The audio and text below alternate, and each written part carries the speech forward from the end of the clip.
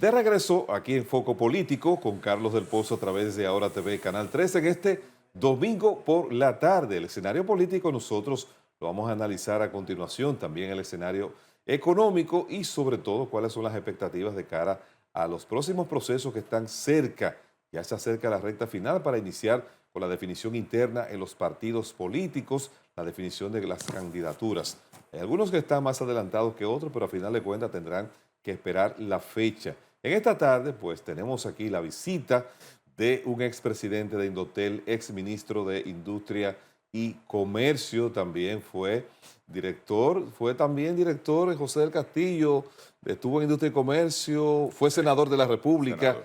José del Castillo está con nosotros, que es un alto dirigente de la Fuerza del Pueblo. Buenas tardes, José, ¿cómo estás? Gracias por Bueno, estar aquí con un nosotros. verdadero placer compartir no solo contigo este espacio, sino también evidentemente con la gente que nos está escuchando y nos está mirando. Qué bueno, José, quisiera comenzar a analizar contigo, pero que nos cuente cómo está marchando la Fuerza del Pueblo. Todas las semanas seguimos viendo a un Radamés Jiménez juramentando dirigentes de los diferentes partidos políticos. Vemos a un expresidente, Leonel Fernández, también que ha iniciado una serie de contactos y recorridos. Me gustaría saber qué está pasando en el territorio.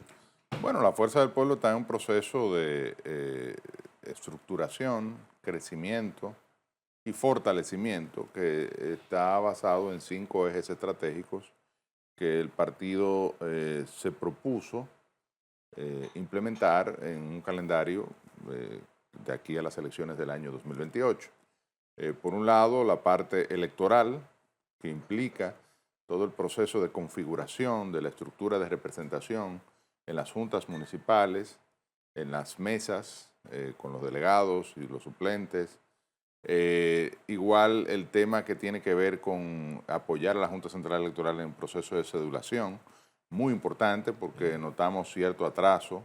De hecho, la Fuerza del Pueblo le ha recomendado una serie de puntos para tratar de contribuir con que la Junta avance en cedular a todos los dominicanos, más de 8 millones de dominicanos que tienen derecho, que sobrepasan los 18 años y que tienen derecho al voto para las elecciones del año 2028. Y hoy vemos que el proceso de cedulación está en menos de 3 millones. Entonces, quedando apenas un año y medio prácticamente ya para la primera elección, que es la de febrero. Entonces, esta parte es muy importante. Recordar a la gente que si no obtiene su cédula es un muerto civil. La Junta ha anunciado que realmente va a aplicar esto de manera drástica. O sea, la gente no podrá hacer ninguna actividad, ninguna operación, no va a tener identidad.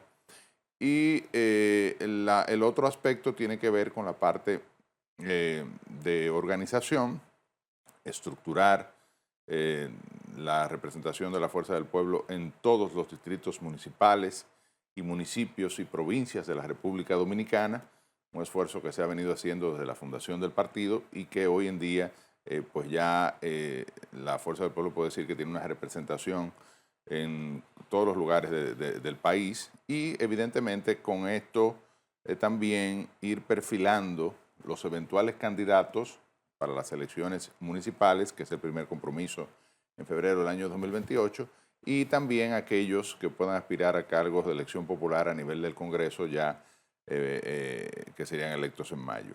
Por otro lado, tiene un esfuerzo evidentemente en materia financiera para poder sufragar todo este proceso. Es cierto que la Fuerza del Pueblo es un partido mayoritario que recibe fondos de la Junta Central Electoral, pero también estamos haciendo un esfuerzo propio para, a través de contribuciones de los compañeros en los distintos niveles, poder solventar el desarrollo de la actividad que te planteé que está desarrollando la Fuerza del Pueblo de crecimiento y fortalecimiento. Por último, lo que tiene que ver con 2 aspectos: comunicación, todo este esfuerzo de visibilizar no solo las actividades que hace la Fuerza del Pueblo, sino también los planteamientos de oposición en cada uno de los temas que la Fuerza del Pueblo tiene. Yo tuve todas las semanas varias horas de prensa de distintas secretarías, en lo que tiene que ver con la parte agropecuaria, con la parte económica, con la parte educativa, ahora que inicia el año escolar, y en la parte de infraestructura, los voceros acudiendo a los medios de comunicación.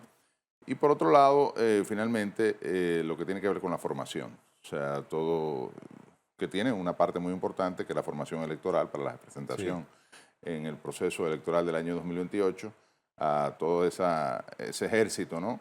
de delegados, suplentes, coordinadores de recinto, activistas que estarán trabajando en este proceso que nos va a permitir ya con todos estos esfuerzos, ganar las elecciones en el año 2028, evidentemente con el presidente Fernández como candidato.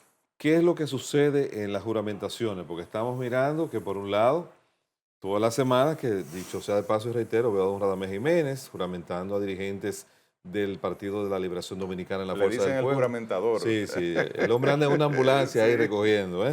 Está también entonces que se juramentan miembros del PRM. ¿Qué está sucediendo en el territorio para que dirigentes que están en un partido que está en el poder, pues estén haciendo el tránsito hacia la oposición? Porque el Mira, propio PLD también veo que juramenta a miembros del PRM. ¿Qué es lo que yo pasa? le he dicho en varios espacios la sorpresa que me ha dado de que ya en la configuración de las juramentaciones que se dan, y lo viví por primera vez en Enriquillo, un municipio de mi provincia de Barahona, donde estuve participando, invitado por la dirección eh, ejecutiva de esta provincia y evidentemente como figura política de la provincia, estuvo participando en esa juramentación. Y ahí se juramentaron 132 nuevos miembros de la Fuerza del Pueblo. El 80% venía del PRM. Entonces, desde ahí he visto una avalancha, digamos, de primero renuncias del partido oficial y luego juramentaciones, sobre todo en la Fuerza del Pueblo, pero hay que decirlo, también veo que se juramentan en otras de las organizaciones, sobre todo en el PLD, de la oposición. Y esto es un reflejo, es una señal de cómo anda el PRM. Y además confirmado en todos los estudios de opinión, que si hay algo en que coinciden es que podrán tener números un poco diferentes o lo que sea, pero si hay algo que es una coincidencia en las distintas encuestas que se han publicado, es el hecho de que el PRM está en un proceso vertiginoso de decrecimiento. El PRM, yo tuve la oportunidad de investigar su posicionamiento en noviembre del año 2020, obviamente en su prime, como dirían los americanos, apenas tenían 3 meses de asumir el poder, y ahí marcaba 51.5%, casi un 52%. Hoy en día la mayoría de las encuestas lo colocan entre un 25 y un 30%. Es más, ACD Media lo ubicó en un 17%, me parece, en el último estudio que publicó en la encuesta número 30 de esta misma semana. Pero ese 17 es con relación a nivel de Simpatía apreciación, de partidaria. simpatía partidaria, pero en Sí. sentido general, porque ahí aparecieron todos en esa gráfica por debajo de lo que tienen de Bueno, manera ninguno individual. sacó un 66%. Exactamente, sí. Porque hay un proceso de desafección de la vinculación partidaria. El gran elemento distintivo que es un síntoma preocupante para los PRMistas, ¿verdad? Para la oposición diríamos que lo vemos normal por el proceso de pérdida de sintonía que ha tenido el PRM con la población, pero este es el partido de gobierno, es decir, y quedan prácticamente 2 años de ejercicio gubernamental. Apenas el domingo pasado se cumplió el 6.º año, Sí. es decir, no es normal que haya ese proceso de salida de base de apoyo político de figuras tan relevantes como el senador de la provincia más grande del país, el Antonio amigo Taveras. Antonio Taveras, Sí. que renunció, y de ahí para abajo muchísimas figuras, regidores incluso en ejercicio, figuras de relevancia en todo el territorio nacional que han venido a fortalecer a la oposición. El PRM, la Fuerza del Pueblo ha venido, y eso se ve todas las semanas en los medios de comunicación del partido, en las redes sociales de los compañeros, no solo Radamés Jiménez, otros compañeros, el propio presidente Fernández ha encabezado procesos importantes en distintas provincias del país. Hace poco estuvo en San Francisco de Macorís, estuvo en la línea noroeste, con recorridos exitosos y juramentando figuras importantes del PRM y también evidentemente del PLD.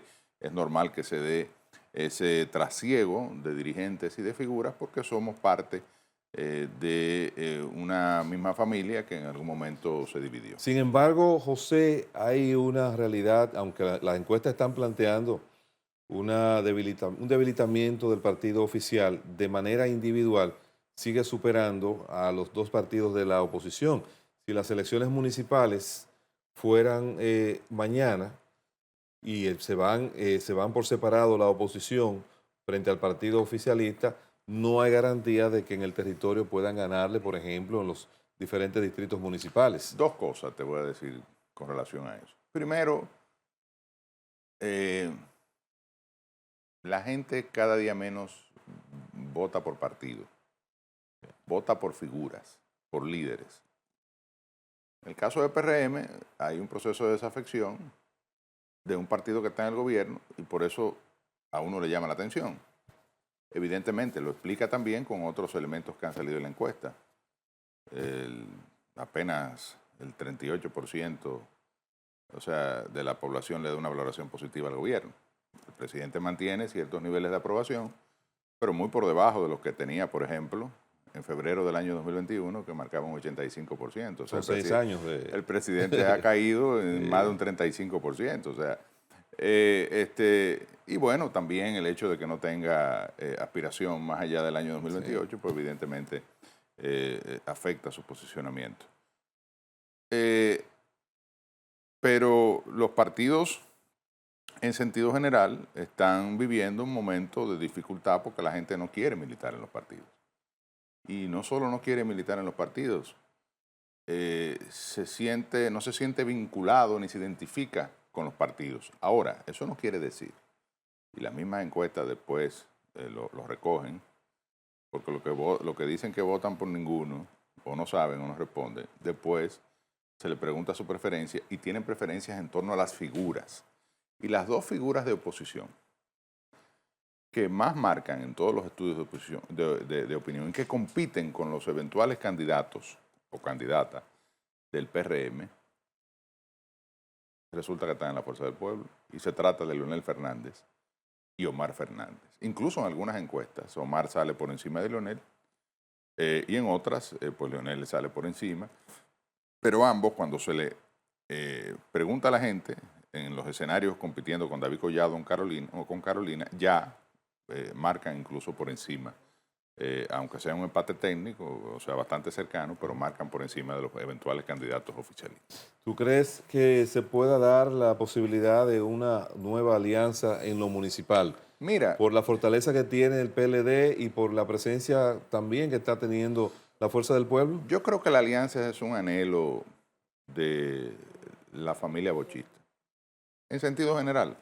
Okay. Sabemos que hay una situación, ¿verdad?, en los liderazgos principales, digamos, que ha mantenido una distancia por las razones obvias, ¿verdad?, como se dio el proceso del año 2019, una ruptura, la salida de Leonel, antes el intento de Danilo de modificar la Constitución. Todo eso es una historia que ha generado un fraccionamiento entre Leonel y Danilo. Eso todos lo sabemos. Sin embargo, la familia bochista, de alguna manera u otra, anhela un reencuentro, un entendimiento, sobre todo hacia un objetivo electoral común.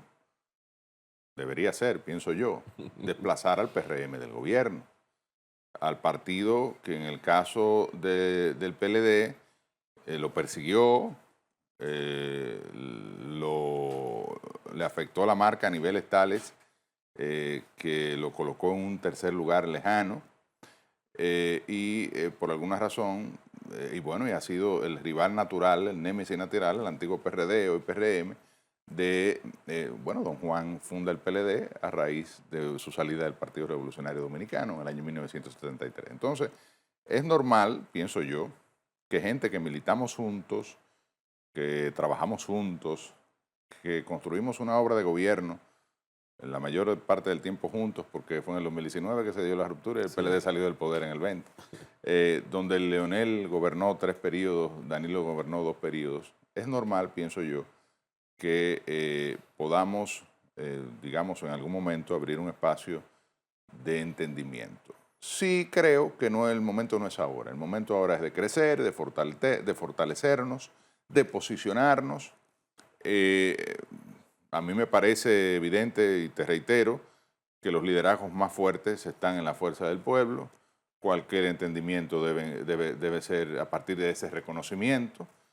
Pero sí coincido en que hay un espacio electoral que va primero, que son las elecciones de febrero, y que ya incluso tenemos experiencia de alianza, porque la hicimos, aunque algunos han dicho que fue una alianza rara, en mi caso no puedo decir eso, porque yo fui candidato de la alianza a nivel congresual, en la alianza Rescate RD, y yo obtuve 19 mil y pico de votos La en la casilla del Fuerza del PLD. Pueblo Ok. y 18 mil y pico en el PLD, es decir, Sí. eh, hubo un aporte, digamos, de ambas fuerzas políticas en un volumen más o menos similar. O sea que me sentí apoyado tanto por el PLD como por la Fuerza del Pueblo. Yo creo que ese es el esquema que de alguna manera debemos replicar para las elecciones de febrero y luego ver cómo nos entendemos para mayo. José, tenemos que hacer un contacto de publicidad. Cuando regresemos, quiero que abordemos la marcha de la economía y los desafíos que están planteados en el horizonte cercano. Vamos a un contacto de publicidad. Siga con nosotros aquí en Foco Político. Ya regresamos.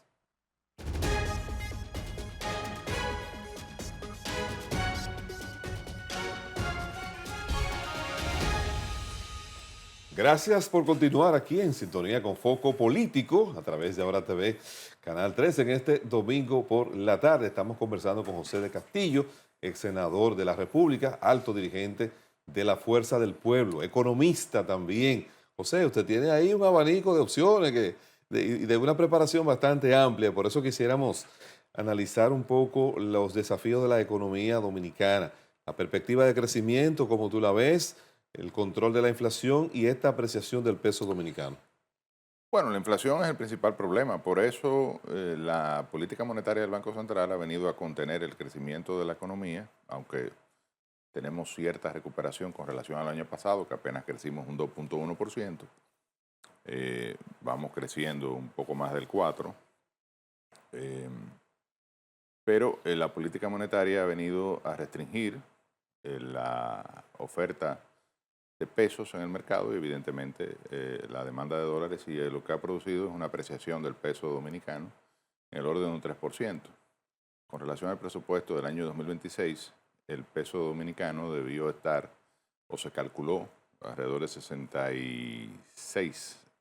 65 dólares, pesos por Peso por uno. uno. Ok. O sea que hay hay alrededor de 6 dólares, de 6 pesos de diferencia hacia el valor que debió estar de acuerdo a los cálculos que hizo el equipo económico para la formulación del presupuesto. ¿A quién afecta esto? Bueno, controla la inflación, eso es un escenario, una política positiva, me parece, sobre todo ante un shock de precios internacionales en el mercado del petróleo. Hay que recordar que el petróleo afecta más del 50% de los costos de la economía.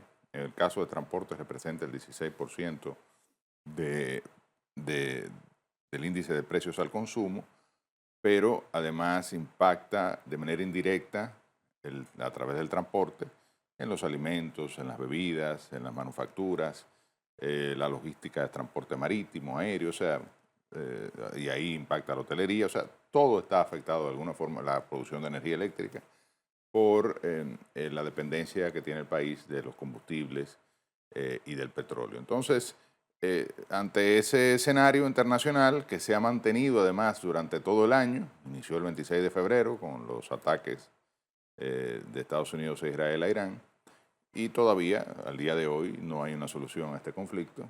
Al contrario, hay un recrudecimiento eh, con este llamado a una guerra económica que ha hecho el presidente Trump en contra de Irán, bueno, porque ha fracasado evidentemente en la parte bélica.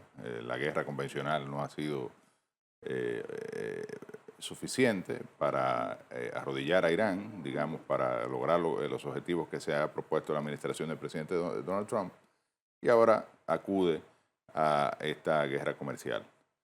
que mantendrá los precios del petróleo. Ya vimos, ayer cerró alrededor de $88 el Sí. barril. El precio del petróleo se calculó para el caso de la República Dominicana en $65 para este año. Ha estado un 30% más o menos por encima, un 20 y pico por ciento por encima. Entonces, todo esto ha sido un reto para el gobierno, mantener o tratar de lograr niveles de crecimiento que permita recuperar lo que ocurrió el año pasado, que fue un año horribilis, con bajos niveles de crecimiento y altos niveles de inflación.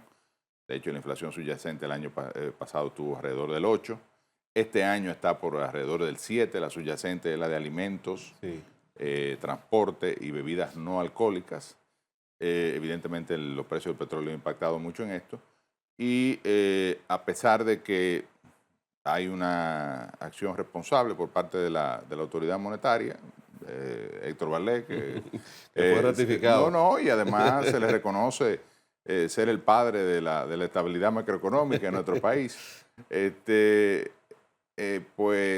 Hay grandes retos en lo que tiene que ver con el aspecto inflación, cómo controlar la inflación, que es lo que más afecta al dominicano, y por eso la gente se siente, tiene una perspectiva tan negativa con relación a su situación económica, lo que hemos visto en todas las encuestas, y luego garantizar niveles de inversión adecuados que permitan también ayudar al desarrollo del crecimiento. ¿A quién beneficia la apreciación del peso y cómo tú visualizas que el gobierno pudiera resolver lo del déficit eléctrico? Digamos que mantiene niveles de inflación más o menos controlados, o permite mantener niveles de inflación más o menos controlados, pero afecta al sector exportador.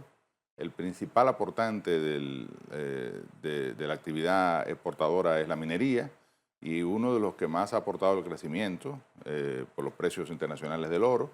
Evidentemente, con un peso fuerte, los costos de producción se le incrementan. Si el peso se devalúa más o menos lo que se tenía previsto, pues bueno, los costos de producción se manejan. Igual en el caso de zonas francas y turismo ocurre lo mismo. O sea que, y bueno, aquellos que dependen de las remesas también, porque cada vez que reciben $1, pues bueno, reciben Menos peso. menos pesos. Sin embargo, yo pienso que, vuelvo y te reitero, en el caso de la política monetaria, desde el Banco Central ha sido manejada de manera prudente. El déficit eléctrico, que se sitúa, según Rubén Bichara, en cerca de $1.000 millones en el primer semestre del año.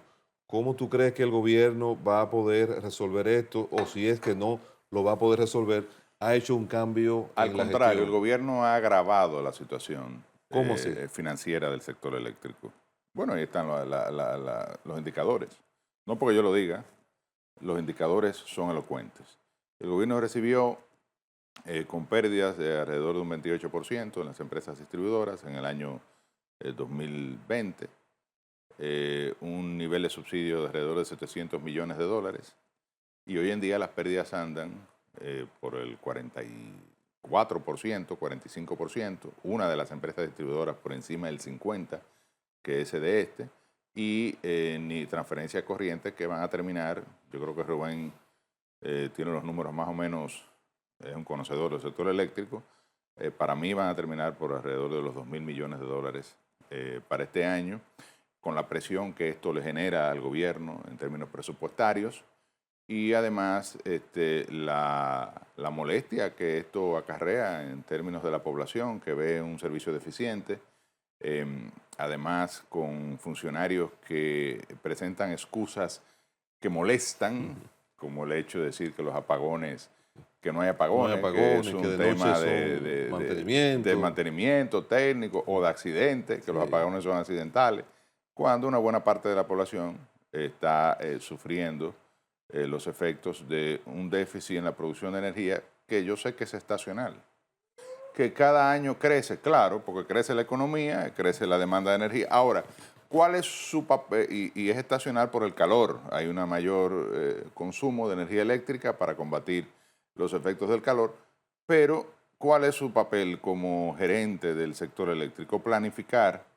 un crecimiento del parque de generación, además, a precios competitivos, Sí. es decir, con tecnologías que es regularmente el uso de gas natural o carbón. Muchos han planteado la necesidad de construir otra terminal parecida a Punta Catalina, a las dos plantas que están ahí en Baní, que además le han sido la joya de la corona del sector eléctrico, y en un sector que presenta pérdidas por todas partes, el Punta Catalina le da beneficios al Estado por encima de los 200 millones de dólares. Entonces, planificar adecuadamente y producir las inversiones que requiere el sector eléctrico para salir de este tema. La sustitución de Celso Marrancini, ¿tú crees que dentro de esa ecuación que me ha descrito sí, pudiera variar en algo la reducción de las pérdidas? El problema de Celso, que es un tipo agrio, cae mal, pero él tampoco, si no le dan los recursos para...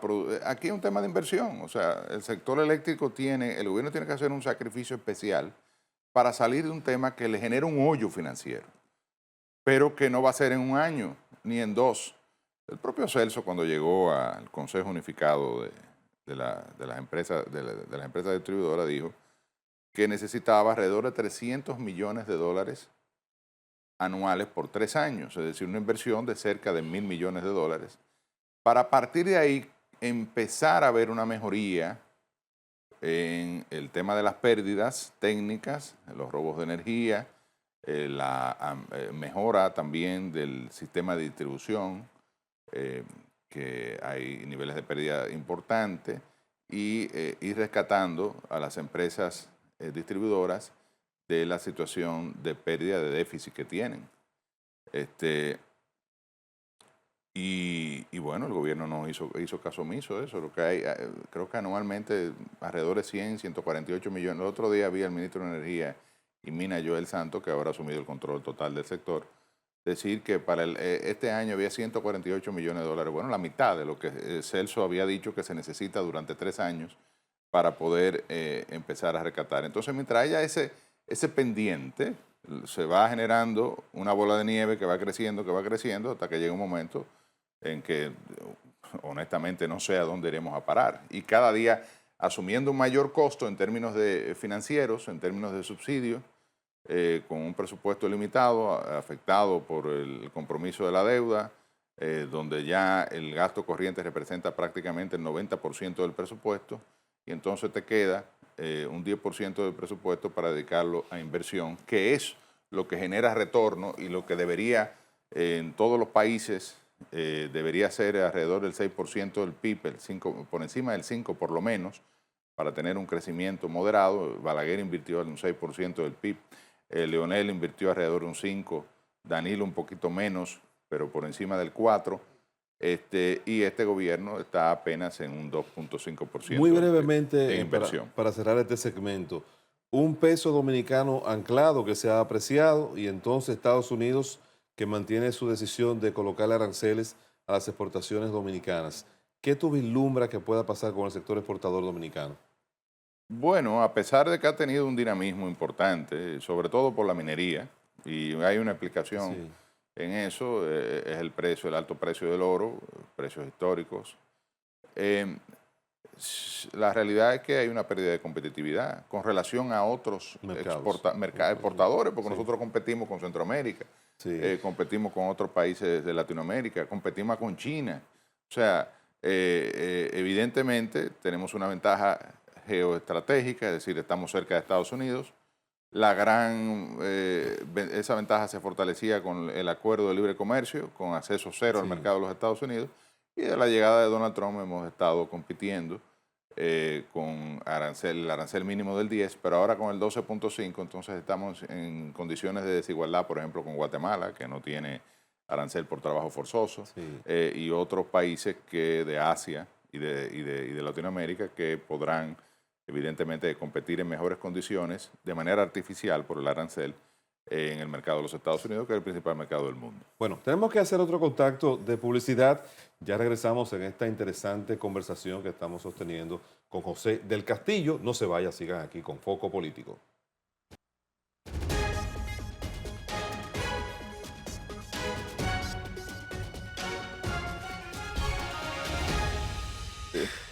Continuamos en Foco Político con Carlos del Pozo a través de Ahora TV, Canal 3, en este domingo por la tarde. Nosotros estamos conversando con el dirigente político José del Castillo, miembro de la Fuerza del Pueblo. José, vamos a analizar un poco el panorama político y los cambios que estamos viendo desde hace ya unos días, estamos viviendo la etapa ahora de la democracia de la audiencia o de la farandulización de la política. Y entonces hay encuestas ya que comienzan a mezclar una cosa con la otra. La popularidad de un personaje con la experiencia política de candidatos probados que ya tienen una historia electoral contada y comprobada. Vimos también en el fin de semana cómo el presidente Fernández hizo una serie de planteamientos con respecto a Santiago Matías y estos fueron respondidos al punto de que el viernes veía que él entiende que puede o está al nivel de poder tener un debate, tener una diferencia de opinión o criterios con el presidente Fernández y entonces ya él se considera que está en la segunda posición. Todo este proceso que estamos viendo, que no es nuevo, sino es que la democracia ha ido evolucionando de lo mejor hacia O situaciones. involucionando, no sabe. Vamos a decirlo así, pero hay que ver lo que pasa en el mundo. Personajes como Claro. Donald Trump, como Milei, como Lespriella, que acaba de ganar, como el propio Bukele, son parte de ese movimiento. ¿Tú visualizas que aquí en República Dominicana, como tú ves ese panorama, de cara a los partidos tradicionales y esta nueva incursión de figuras del espectáculo en la política? Primero lo veo como parte del ejercicio democrático y uno tiene que en esto ser tolerante, ¿no? Veo a muchas figuras del parnaso político tradicional, de los partidos tradicionales, pues rasgarse la vestidura y decir que esto es una barbaridad. No, todo lo contrario. Ustedes, porque yo no pertenezco a esa generación, soy una generación, Sí. ustedes los más viejitos que lucharon por el entronizamiento de un sistema democrático en la República Dominicana, eh, a raíz del magnicidio de Trujillo, procesos, ¿verdad?, muy convulsos como los 12 años de Balaguer, después de la Revolución de abril del 65, y luego consolidar esa democracia en finales de los 70 con la llegada del PRD, y bueno, todo lo que ha sucedido, la última crisis electoral del año 1994, y bueno, ya digamos que un sistema más o menos consolidado, institucionalizado a nivel democrático, tienen que ser tolerantes ante el hecho de que emerjan figuras en una forma de comunicar la política diferente, que se da sobre todo a raíz del año 2013, cuando se produce la explosión de las redes sociales, de las plataformas de Facebook, Instagram, que permiten ese proceso de comunicación directa con el público, con la gente. Entonces la gente ya perfila un tipo de político más cercano, que le hable más llano, más claro, más directo, que se parezca un poco a ellos. Por eso tú ves que los presidentes se han quitado las corbatas, han empezado a utilizar una manera de comunicar, figuras nuevas, perfiles jóvenes, tienen éxito a nivel de proyección. Y en otras latitudes, pues bueno, esto ha provocado que lleguen al poder outsiders, incluso sin base de sustentación política, como el caso de hablar de Lespriella, que a pesar de que tiene un perfil ideológico, o por lo menos ha comunicado un perfil ideológico, porque en muchos de estos casos se da un criterio de oportunidad. Es decir, yo pienso hoy como entiendo que la gente quiere que se piense, no necesariamente porque son mis convicciones, y a veces se dan procesos de evolución. Mira el caso de Donald Trump, un outsider de la política, que viene del Partido Demócrata y resultó electo por el Republicano y ha planteado una plataforma evidentemente conservadora, de derecha, nacionalista, que le ha dado muchos resultados. En el caso de Bukele, que es un tipo del sistema, pero que se montó en un discurso disruptivo, pues también ha abrazado los ideales de derecha y todo parte de, digamos, un fracaso de la izquierda que dominó el continente durante mucho tiempo, y no solo en el continente latinoamericano, sino también en Estados Unidos y en Europa, y el resurgimiento de una nueva derecha. Entonces, aquí hay gente que se ha querido montar en eso de manera habilidosa, fenómenos de comunicación, no hay duda, con altos niveles de penetración, de simpatía,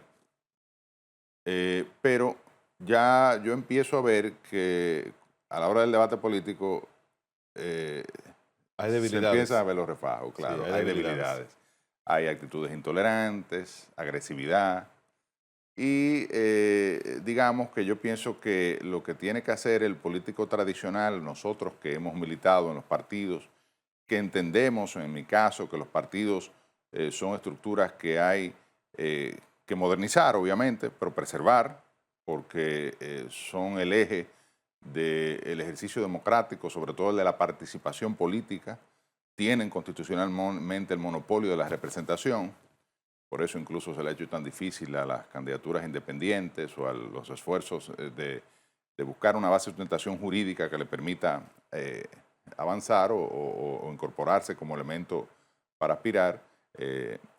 Los partidos juegan un papel fundamental también para equilibrar el ejercicio del debate público con relación al gobierno, para hacer oposición, para hacer propuestas, para representar gentes, procesos, para servir de elemento de diálogo, es decir, no solamente en el momento electoral. O sea que yo creo que esto es un fenómeno que hay que verlo, hay que saludarlo, hay que darle la participación, pero tampoco hay que temerle. Y lo que hay que jugar el mismo juego y utilizar las redes sociales y entender que hay un nuevo proceso de comunicación, asumir el discurso en vez de huir del discurso.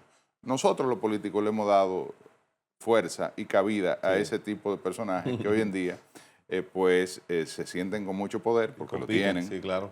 con mucha influencia porque la tienen, ya tienen mucho dinero. Ahora, y eso desde que la humanidad, desde que el mundo es así, Sí. ya después que tú tienes esa posición, lo que busca es poder político. Y yo creo que están encaminados en ese Toco la sentido. puerta para cerrar del analista político que también eres, haces comunicación de manera cotidiana en la radio y la televisión y las redes sociales. El 2028, ¿qué tú visualizas que pase en el PRM? En 2028, ¿quién tú crees que finalmente resulte ser el candidato a la presidencia del PLD? Y en la Fuerza del Pueblo, ¿cómo cierra el 2000 para el 2028? Bueno, acuérdate que yo soy miembro de la dirección política de la Fuerza del Pueblo. Sí, sí. Yo, por más análisis que haga, lo haré desde mi posición, pero siempre Un esfuercito ahí, un tratando de ser esfuercito. lo más objetivo posible y decir lo que creo, porque lo creo, y si no, lo dijera de otra manera y la gente percibiera una debilidad que en este caso entiendo que la Fuerza del Pueblo está en el mejor momento político. Ya lo decía ayer un analista que en el seminario de comunicación política. ¿Por qué? Porque hay un escenario para el PRM complicado. Carolina o David. El presidente, que es el principal activo político, no sigue, o sea, está ya inhabilitado. Hay un esfuerzo de posicionar figuras relativamente nuevas. Creo que puede ser cualquiera de los dos. A pesar de que se ven las encuestas un avasallamiento por parte de David Collado, lo cierto es que, y lo vivimos en el proceso interno en el PLD cuando Abel Martínez salió electo, todo el mundo veía a Margarita como el fenómeno de popularidad, la que tenía apoyo en las encuestas, hacia afuera, hacia adentro. Prácticamente la gente, cuando yo le decía a los amigos, no, porque va a ser Abel, se reían de uno. Y el que tenía el control de la estructura política interna, de los alcaldes, de los diputados, de la gente que mueve gente en un proceso cerrado, fue el que salió electo, Gabriel Martínez. Margarita, que era el fenómeno de popularidad, quedó en tercer lugar. Ahora, yo no sé si puede suceder algo igual, pero puede ser que suceda algo igual porque David está compitiendo con mucha popularidad hacia afuera con una candidata que tiene un apoyo de una estructura importante interna en el partido, que es la de Hipólito Mejía. Entonces, habrá que ver cómo eso se define. ¿En el PLD cómo termina el proceso? En el PLD yo creo que Gonzalo va a ser el candidato. Danilo influye mucho en esa decisión. Es un candidato que, bueno, en un primer momento generó entusiasmo, pero ya hemos visto que rápidamente, increíblemente, yo pensé que iba a durar más esa burbuja, pero hemos visto que se ha venido desinflando y que la gente ha empezado a notar en Gonzalo que es mi amigo, pero hay que decirlo la verdad, las debilidades que propias y en un escenario donde el PLD no está en el poder, no es el mismo Sí. candidato, no es el mismo candidato del año 2020. Eso es lo que la gente está empezando a ver. Leonel Omar, para cerrar, Los dos activos principales, lo he dicho 3 veces en este pero la boleta espacio. de 2028. Lo ¿quién que más encabeza? marcan, pienso que Leonel será el candidato. Ok. Creo que hay una necesidad de una figura con experiencia, con capacidad de Estado y que ha demostrado que su principal activo es el buen manejo de la economía y la gente va a mirar hacia Leonel y de alguna forma u otra Omar jugará un papel importante en ese proceso, complementará esa candidatura y la Fuerza del Pueblo ganará las elecciones Bueno, del año 2028. Muchas gracias, José del Castillo. Gracias a ti, hermano. Te doy el testimonio de que esta ha sido una de las mejores entrevistas que hemos tenido Gracias, aquí en el gracias, espacio. gracias, Así que, señores, gracias. Continúen con nosotros que tenemos que hacer otro contacto de publicidad.